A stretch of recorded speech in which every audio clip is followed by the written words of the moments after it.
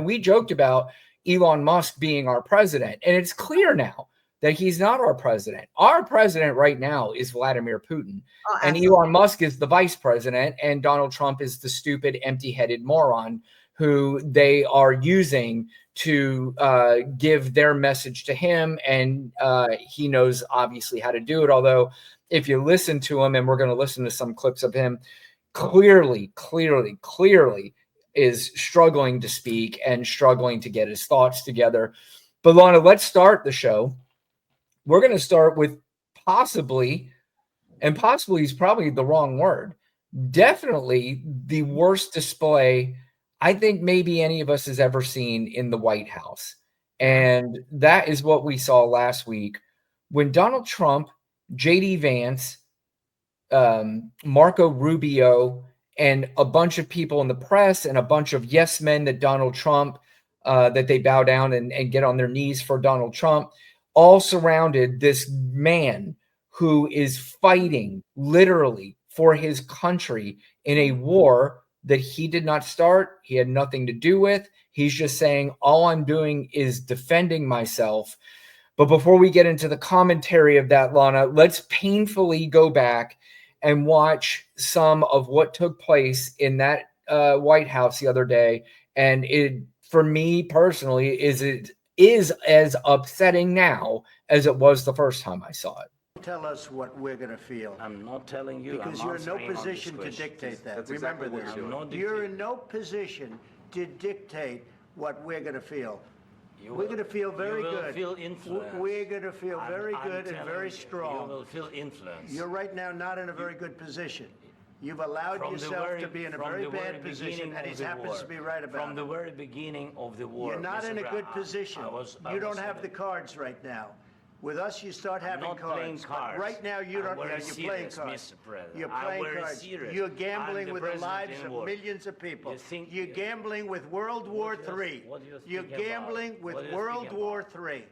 And what you're doing is very disrespectful to the country, this country. That's back to you. Far more than a lot of people said they should have. Have you said thank you once? Now, real quick, before we get into this fucking idiot J.D. Vance stepping in, because J.D. Vance basically was given a script to him by Tucker Carlson and said, look, you go after Vladimir Zelensky so you can please Vladimir Putin, but you can also please your daddy sit next to you. It was kind of like a child in a school play. And he was like, I'm going to show daddy how good I am at this play.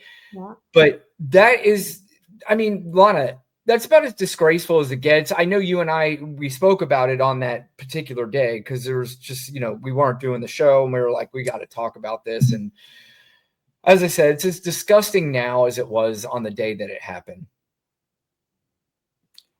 I don't even know what to say. It's just it makes my stomach hurt every time I watch it. And what really makes my stomach hurt is that Zelensky has to come back here, say that it was a regrettable meeting, and halfway kiss this fucking orange goblin's ass, right? To save his fucking people. And his own life. And you fucking pig. What a fucking pig you are to he came there and he very smartly said, Mr. President, can I show you these pictures? Right. So you can see for yourself, because I know you have an affinity for Putin, but I can't say it, but I want you to see what he's doing to my people. And he fucking looked at those pictures and still what do you want him to do? Get on his fucking knees? What a fucking pig. It's just that's all I can do. And I know this is not, obviously it's not a movie, but if this were a movie and you saw this, you couldn't wait till the end to see this guy get his comeuppance at the end. Now, will he? Probably not. But, but that's what, it's sad that this is the American president and we're rooting literally against this American president because that's how awful of a human being he is. But let's get back to the clip here where his little JD Vance decides he's going to get and play tough guy now. They should have. Have you said thank you once this entire meeting? No, in this entire meeting, have you said thank you? You went to Pennsylvania and campaigned for the opposition in October. Offer some words of appreciation for the United States of America and the president who's trying to save your country. Please, you think that if you will speak very loudly about the war, you can... He's not speaking loudly. He's not speaking loudly. Your country is in big trouble. Can I Wait a answer? minute. No, you've done a lot of talking. Your country is in big trouble. I know. You're not winning. You're not winning this.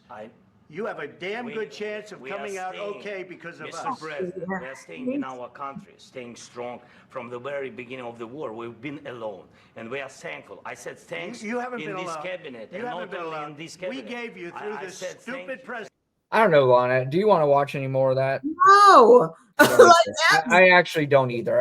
There's like another minute and a half of that, and I'm not sure I want to watch one more second of that because it's so fucking disgraceful and it's disgusting. And this guy continues to embarrass our country over and over again, and he's also embarrassing our coworkers. He is embarrassing our friends, our family, our just everybody around us.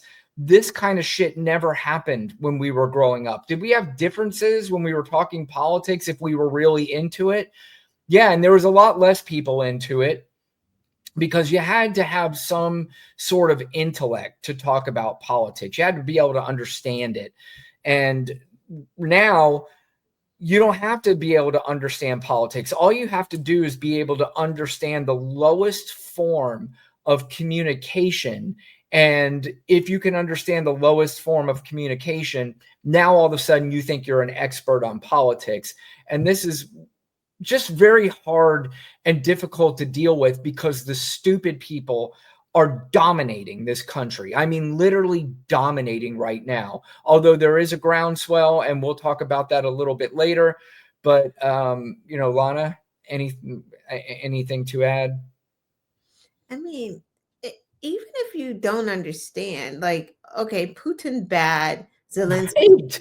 Like, why is that so hard? Like, why are we going, he should just give up when he did? It's like, literally, if Putin just came in and said, I want Florida.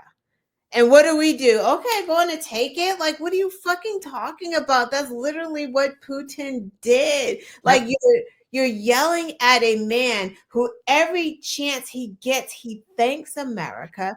And the minerals deal apparently was his idea because he was so grateful to America. He had brought that up before. Like, this is something that had just been left on the table, but he offered that up before to tell America or show America how grateful that he has been. Like, what does he come in groveling on his? It didn't matter, right?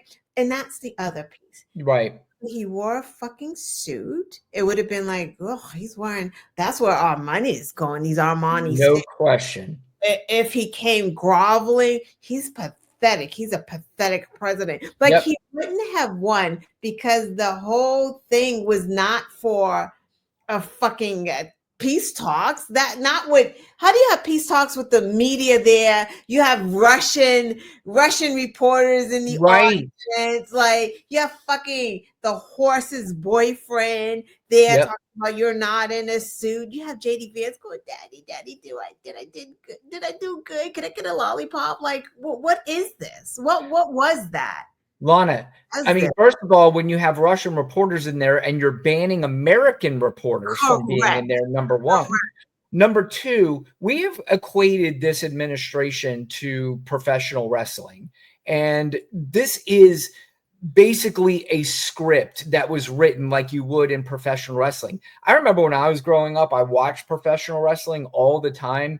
And like Hulk Hogan was the American hero. Do you remember who the bad guys were every time? The Russians. Yeah. They would always bring a Russian guy in against the American hero. Like you just said, it is the basic understanding that Putin is bad. He's not our friend. You used to watch movies all the time. It was the United States against a Russian that was the bad guy in the movie. He's also the one who keeps taking Americans. Like, how is it hard? Like, he takes hostages. Like, he lies and keeps them in jail for decades and decades and decades. And we don't understand that he's the bad guy? Well, we have a problem. The reason why we don't understand that he's the bad guy, we understand.